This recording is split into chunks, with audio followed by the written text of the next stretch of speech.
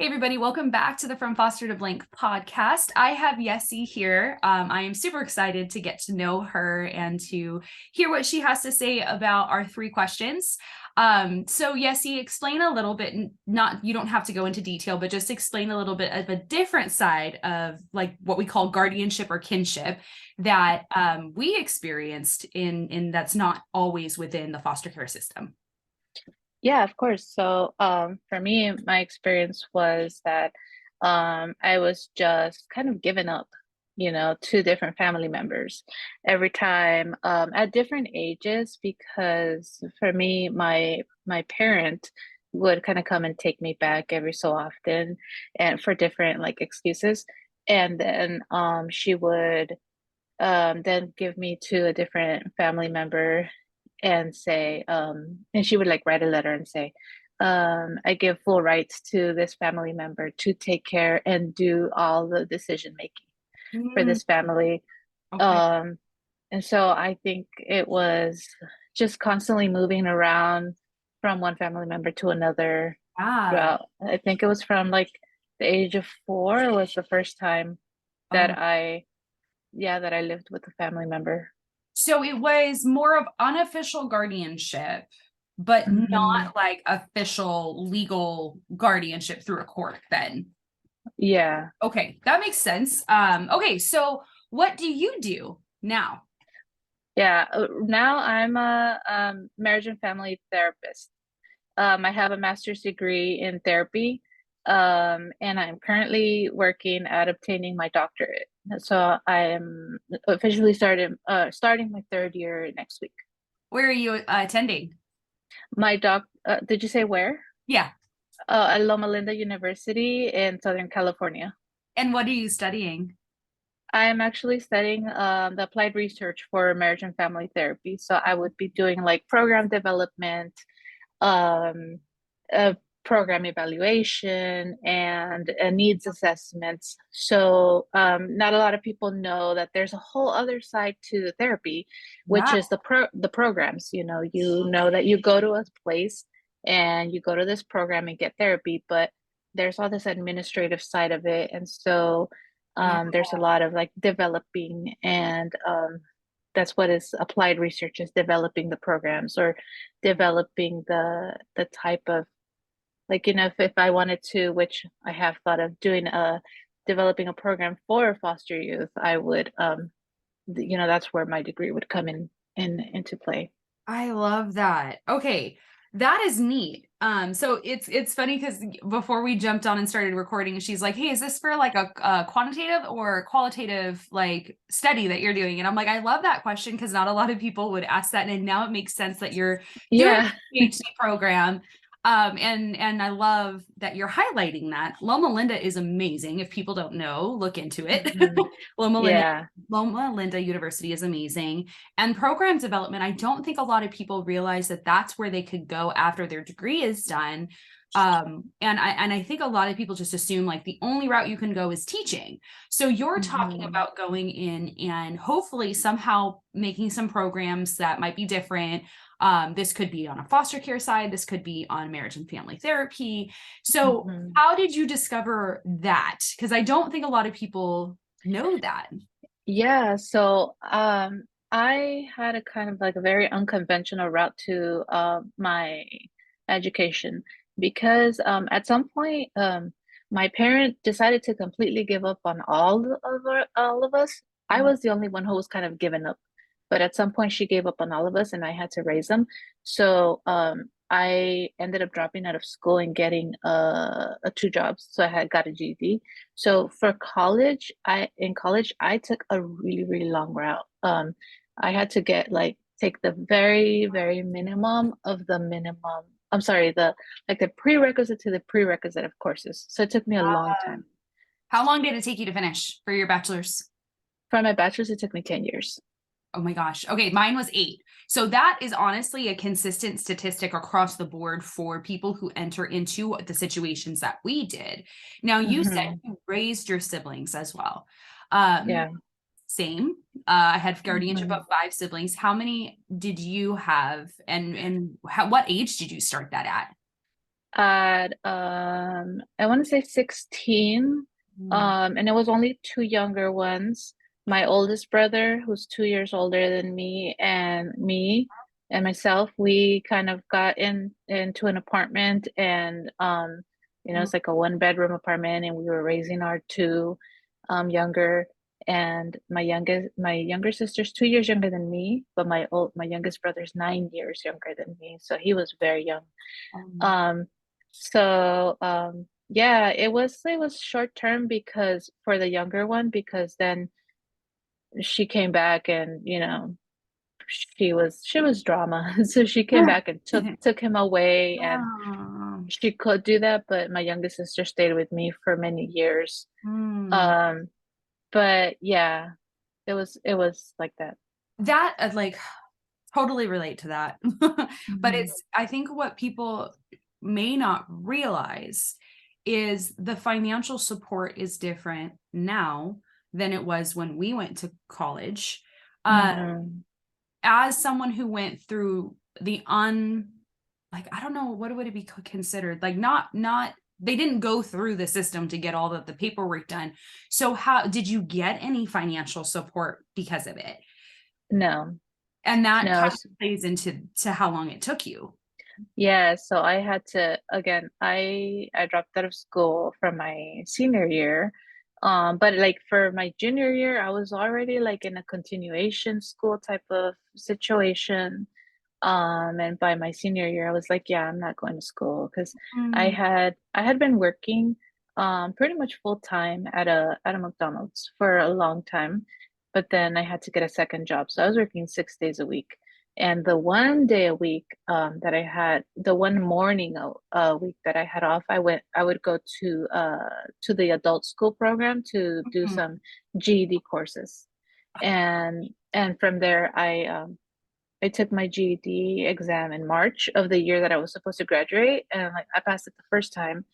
Um, and yeah, I got my GED when I was 17 because I turned 18 in May. So Okay, this might be a weird question, but do you feel older than what you are mentally and emotionally?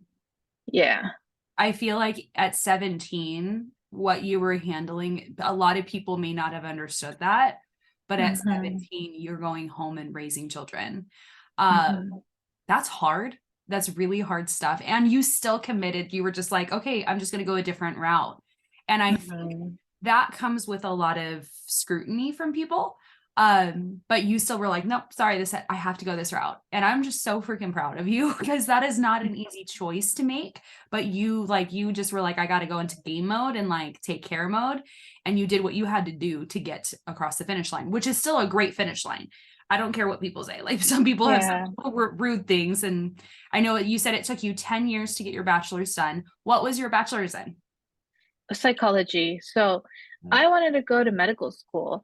Um, and I was very committed. I was like, I'm gonna do it. I had my first child at 19. And then my second one at 21, I think. So it didn't really deter me. Having kids didn't deter me, but it was more of like the time it took me to get my bachelor's, it felt like, oh no, this is too late. Yeah. I was determined up to the very end when I decided I'm going to go get a master's degree in marriage and family therapy because I did so many um internships, volunteering, excuse me, volunteering, fellowships. Hmm. I worked in the hospital. Like I did everything that I could to make sure that I was a good applicant for medical school. And Wow. then it was like, no, I really can't. I have to go and just get a degree that's going to get me a job already. Mm. But but I also decided for marriage and family therapy because I experienced what it was like to be a doctor by working in a hospital, and I was like, the doctors are here with people for 15 minutes at most, and then that's it. I don't want that. I want the people Mm. relationship, the being with people, and I wanted to do psychiatry anyway. Yeah. So that's why I chose, to go get a master's degree in marriage and family therapy. I love that. And I think you said it best. Is you wanted the people. You wanted the people Yeah. and the money. But I think that route we always go like, oh, it'd be really cool to be a doctor. And I think it would be so cool, but you get to be a doctor anyway because you're going to get your Yeah. PhD done. It's just different. And I love Yeah. that because I do that sometimes too now. Like some people are like, oh, I said I always wanted to go to medical school. I thought medicine is so fascinating. And then I realized like the time that doctors have to put into things. And I was like, I'm Mhm. not down. Like I first off, Yeah. I felt the same way where it was like it's too late for me. But then I heard a story where there is like a 50, 60-year-old person who went back to medical school. Mhm. And I'm like, yeah, it's not Uncommon. ideal, and it's Yeah. very uncommon to have someone who's older as a doctor going in at the like 40s 50 years old as an intern, but you never know what'll happen. But started to realize like I want to work with people longer. I don't want Hmm. just 15 minutes a couple times and then they're gone. Yeah. I want people, and I think that Yeah. that's amazing that you discovered that. um Yeah. Okay, so we'll move to the next question is what do you define success as? That has changed a lot over the years. And as I think that, I went into getting my doctorate for the wrong reasons that ended up turning into the right reasons. Mm, And, for a long time, I thought success was proving everybody wrong, because I was the black sheep of, quote unquote, black sheep of the family until, I decided I wasn't going to be that anymore. mm, So when I decided to, start taking care of my siblings, which was not that long, not that long into my life. Um, but I thought that, proving everybody wrong was success. And then, as I've had to reflect through my life, I have uh I got very lucky. I have all the love and family that I ever would have, that I never would have imagined I mm. could have with my husband and my two kids. Every time I'm like, this is what I needed all along. So I Mm. feel like that success is feeling happy, which is Yeah. it's very abstract, but you have to remember I'm a therapist. So I've had to really reflect and gain insight from all of that. So I think success is just really finding the people you can connect with and feel at home. Oh, I love that. I love that you said I wasn't going to continue to prove people wrong. And as a therapist, I'm sure you've heard this all of the time from clients like, I'm just going to prove them wrong. And there's no motivation Mhm. behind that when that person that they're trying to prove wrong is absent from their life all of a sudden. So when you Yeah. kind of sat back and you said, I'm not going to have my motivation or the fire underneath me pushed by these people and trying to prove wrong, what was that like internal conversation like? Well, it was really difficult because I had to explore, you know, do I even want a doctorate? And this was in the middle of my doctorate degree. So just recently, do I even want a doctor? What am I doing this for? Who is this for? And it was funny because it was a one time after or during trying to do an assignment. So I work in Loma Linda, but I live an hour and like 15 minutes away. So I travel, I commute. So I have a family. I commute for work. I work full time and I'm in a doctorate program. My assignments are due and it was really late and my assignment was due and I was crying and my husband came and he was hugging me and I was crying to him and my son came and my son's 15 and he laid like close to me and then my other son came and they were all just like loving on me and I was like, why am I doing this for? And I couldn't figure it out. And then I realized that there's a lot of other real reasons why I'm doing it for.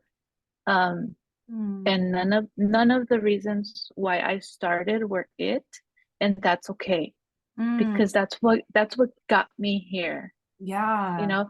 But I'm going to be someone who, or there's no, I'm not a person who has a seat at the table because of my history, my my upbringing and all of that, my gender, my ethnicity. I'm not likely to have a seat at the table, but I'm gonna create a table, Mm, in my community, and that's what I want. And even though I came into this for maybe the wrong mindset, mm. I found the right reasons. And it's okay that those were the reasons that brought me here. Now I found my way, I guess. I love that. So what are the reasons now? Yeah, I think the most important reason is creating the space Mm, for me and people like me. Um, there's a program that I want to develop that is not necessarily for foster youth, but more than likely it'll impact a lot of youth like me and you, which is a program to help underprivileged kids get into a martial arts program. So it'll be like a nonprofit program. yeah. Um, so, because I see how important, because I train martial arts, and I see how important that program is, or that martial arts is, and how inaccessible it is. So I Mm, want to kind of like create like scholarship program for them. So creating those things for people so that they can have um a path, a different opportunity, so that they can say, "There's something else for me," because yeah. that's what it was for me. S- Every time it was a choice that I made. It was different choices. I had A, B, and C, and it was always, somebody um, allowed me to see that this other choice was better, Mm, or a different choice that I could make that would lead me to where I'm at now. yeah. I love that you said that now it's creating the tables and spaces and you're thinking of like martial arts. So explain what can you not a lot of people know what that is, but how would Mhm, that first off, what is martial arts and how would that mhm, help someone who might be underrepresented? mhm. The martial arts that I train is Brazilian Jiu-Jitsu, which is a ground grappling martial art. And I've been training it for almost 7 years, and it creates a huge sense of community, connection, and of course, there's discipline integrated into it, respect, and just a lot of um, sense of belonging.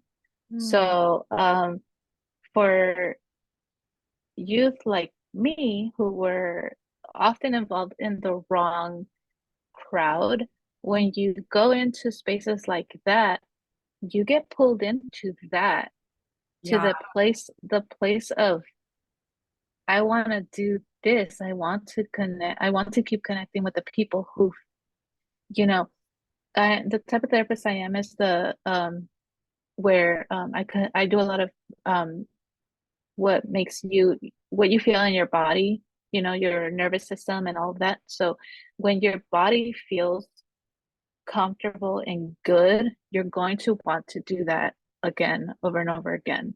And not just like good from exercise, but like good from the sense of connection. Because yeah, I have been, thinking a lot as I've been trying to gain insight, and I feel like connection is the key to everything. yeah, yeah, And I feel like martial arts is not the only way, but my way yeah. of the just one way that I can provide. Absolutely. And you said finding the right crowd and part of that you're right, it is the connection piece. And you said too like when we find something that is comfortable and good, maybe mentally, emotionally, physically, with working out and things like that, you're going to want to recreate that in other areas of your life. Mhm. So that to me, I think is something that we don't learn unless someone shows us. And so you're saying like through martial arts, we're able to show you things like respect, like showing you how to connect with people, how to obviously do the physicalness of martial arts, but it's Mhm. also more than that emotionally and mentally. I love that a Mhm. lot. And then connection is key. I think that that's a big deal. Okay, so Mhm. if someone wanted to do what you're doing, maybe it's going through a PhD program, or maybe looking at starting an organization, or even going through and being a counselor or a therapist, what would be your advice to them? So, if you want to be a therapist for sure, the first thing to do is to get a bachelor's degree.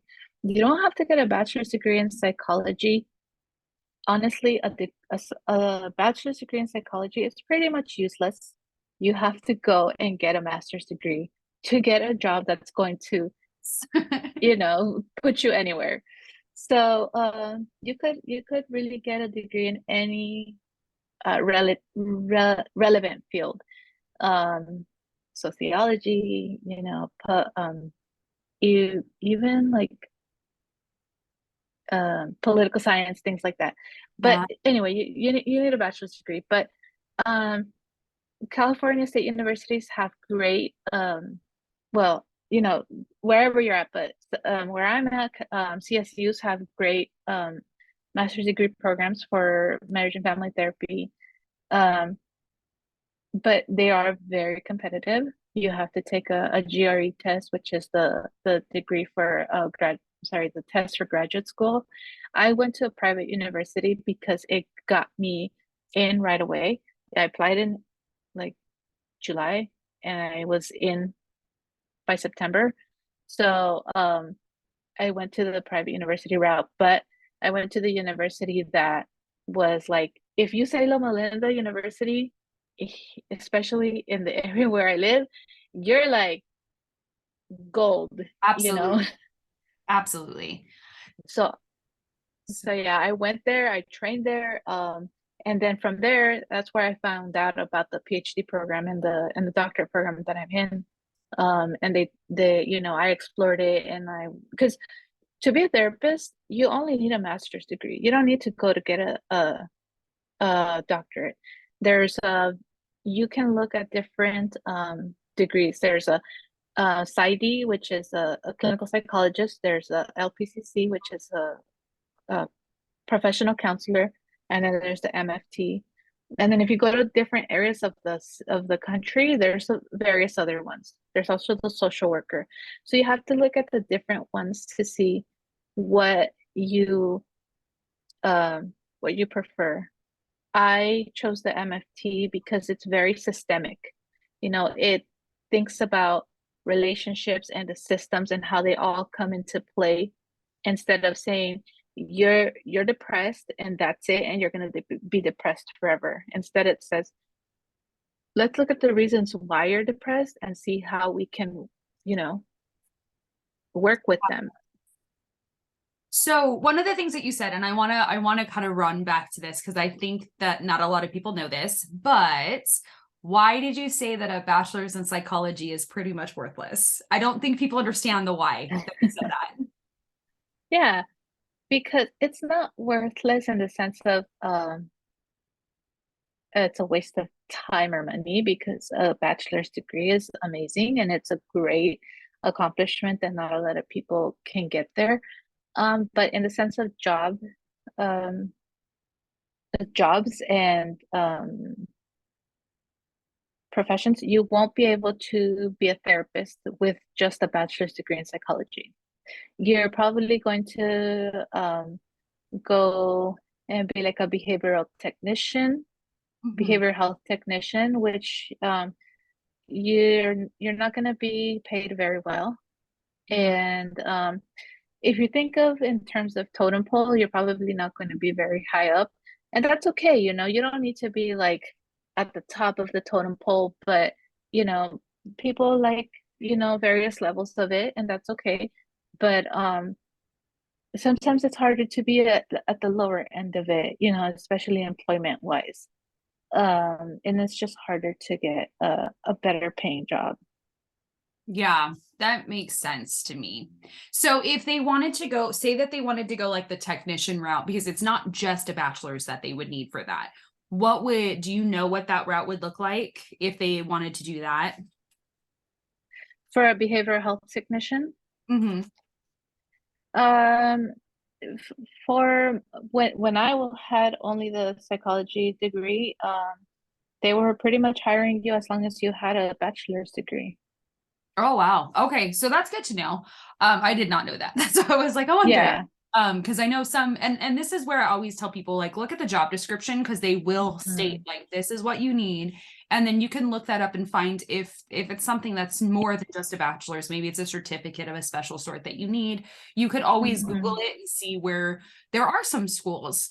But I also like that you said that with Loma Linda, there was reputation that comes with their mhm. school. And specifically for something like marriage family therapy, um, that is a field that you kind of want to have a good reputation for your education, but it's not. Yeah. I think sometimes people think that with just doing a bachelor's in psychology. Now, when you said was your master's also at Loma Linda or was that somewhere else? Yes. Okay, No, so my with master's your was at Loma Linda. master's, what kind of with their reputation, what did that do for you in the community?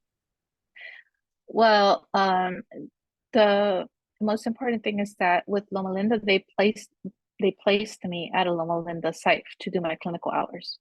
So because of the training that I was getting, um, I got hired before I had a my degree. So the place that I was training at offered me a job. And I stayed working at Loma Linda, and as soon as I graduated, they offered me the regular full-time job as a marriage and family therapy therapist. Um, and pretty much before I applied, before I got that job, I was already looking at different jobs in my area because I wasn't trying to keep driving for that long. Um, and I was continuously getting callbacks, and people were asking where um about my training, and they were very impressed constantly that I was trained at Loma Linda. I love that because I don't think that a lot of people realize that that can help them in the long term. And so I like for my associates, I did do medical assisting, but it Hmm. was at a trade school. And what the hard part was that they were known for not really training their students. And I had not known that because they had said, like, oh, we have a relationship with Loma Linda. And in my head, I'm like, oh, I know Loma Linda if I can get into this school, and they were like, yeah, you're guaranteed to go to that school. Then I called Hmm. after the fact. I called Loma Linda and they were like, no, we actually don't take them because they don't have the same rigor that we do. And that's Hmm. like a hard reality after you learn that, after your degree is done. And you're like, oh, Hmm. I have nowhere to go. So it is hard. And I always just want to like really emphasize before you start a program, talk to both schools that you're planning on, the one you're attending and the one you are planning on transferring to or attending after for a master's, just to make sure you're on the right track because that sets you back by years. Um, Hmm. so don't rely on somebody else's word or a school saying, yeah, we're totally good and we have a great reputation in the area. Talk to other people. And for you, like Yeah. you heard that, like these are the things that we don't know about, especially when we're Yeah. to go before our entire family, and like breaking the mold of a lot of our friends too. Like I'm sure I know for myself, a lot of my friends didn't really go to college. It was just a thing that Yeah. we'd say, oh, we'll go to community college after we've had kids and we feel like going back. That was just what we were told. So Yeah. that you brought that up. And you also Yeah. said you did internships. Can you Mhm. tell me a little bit about how you found those internships? Yeah, so this kind of goes back to every choice I made led me to where I'm at because um even I started this from community college. There was a let's see, which one did I start with? I joined the MESA program, which is the math, science.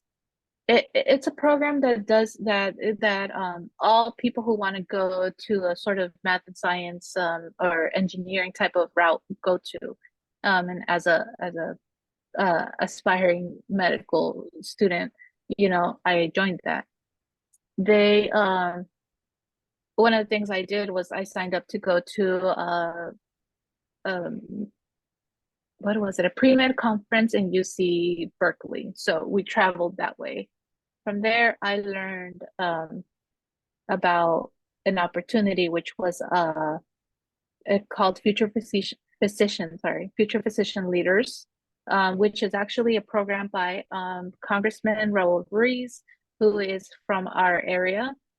He's a congressman who is a physician. He was an emergency room physician, and the way he got to medical school, or I think he went to like Stanford, the way he got to the university was that he literally put on this really uncomfortable suit and went in the summer. We live in 120-degree summer weather. So he went knocking on doors and said, if you invest in my future, I will come back and serve this community. And so he did. And so now he has this program for future people who want to be physicians. So I joined that one. That was an internship, a summer internship, where we built and I learned about that through the MESA program at school. I applied for it. I think I needed like a letter of recommendation for that.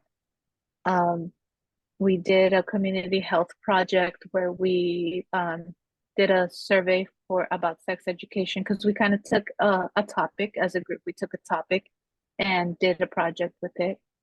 From there, I learned about another program called the MedPep, which is Médicos Enfermeros y Dentistas para el Pueblo from UCLA, which is a year-long fellowship or internship where you get mentoring from other aspiring pre-med, or like people that are kind of higher up in the process. So like then I did another one called, from there, the mentor taught me, informed me about another one, which was Health Career Connections.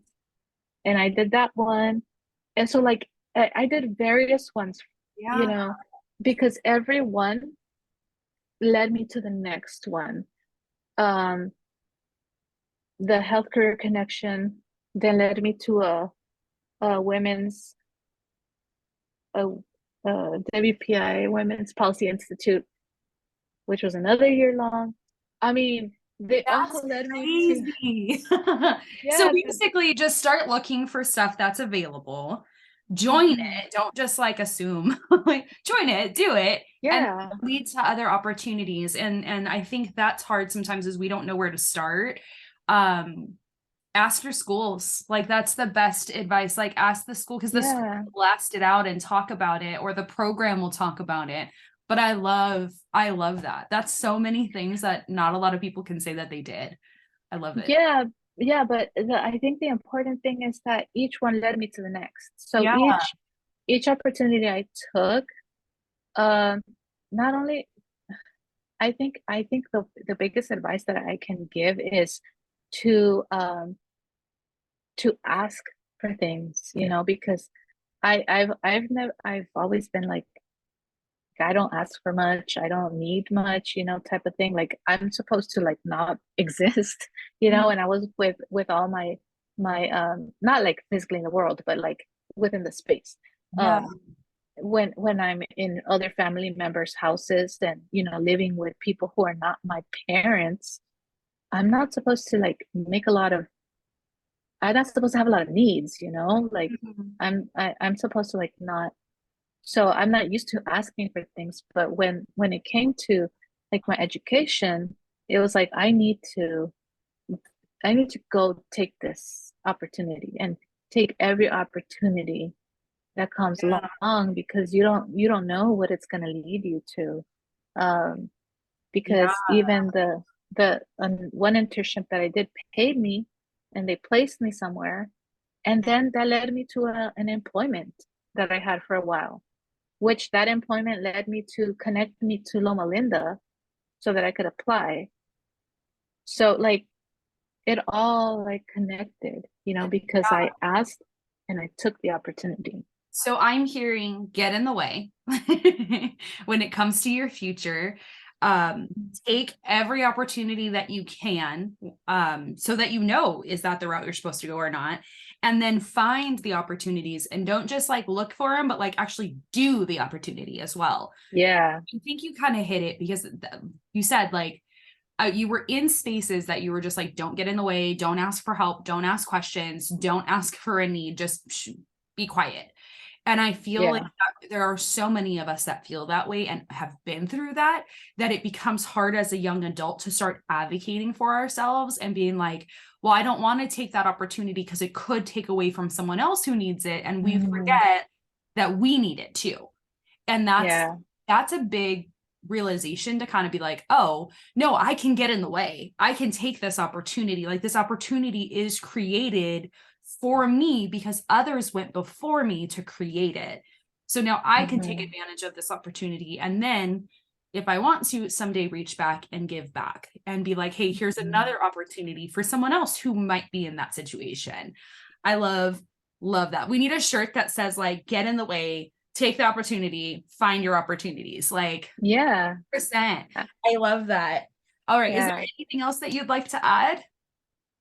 No, I don't think so. I think that was kind of like the bow on top, like get like you put it in better words than I did, which is get in the way, because every time it was more of like I need to ask or find or like really get things. We're gonna make a shirt that says "Get in the way," and it's gonna say it hashtag Yessie, like get in the way, do it, take the opportunity. I love that. Thank you for just for joining and sharing your knowledge. This was a lot. I learned so much from it, and I'm excited for other people to hear this and be able to also learn, because I don't think that sometimes like you said, like we get into these journeys and then we're like, oh, we're here for the wrong reason, and we'd stop and we quit instead of finding a new reason and letting that new reason take over and say, okay, this is my new reason, this is my new direction, this is my why. And I think that when we understand that, we can change our direction, but we can also change our reasoning to why we're changing our direction or why we're going the route we are. We just kind of forget that, and then we stall out and stop because we're like, we're not motivated. So you're saying refine motivation, redefine your why, redefine your direction, and that is all healthy and good stuff to do. Yeah, and I think it's very important to be to accept that that what was is no longer. Like if I wanted this to be if this was my motivation and it's not anymore, or I see that it was wrong, that's okay. It got me here. Like if I often think like, oh man, you know what? I should have just gone to college right out of high school and like, just like forgotten about all this and made my way, but it's like, no, because it got me here and that's okay that I didn't, like it doesn't matter.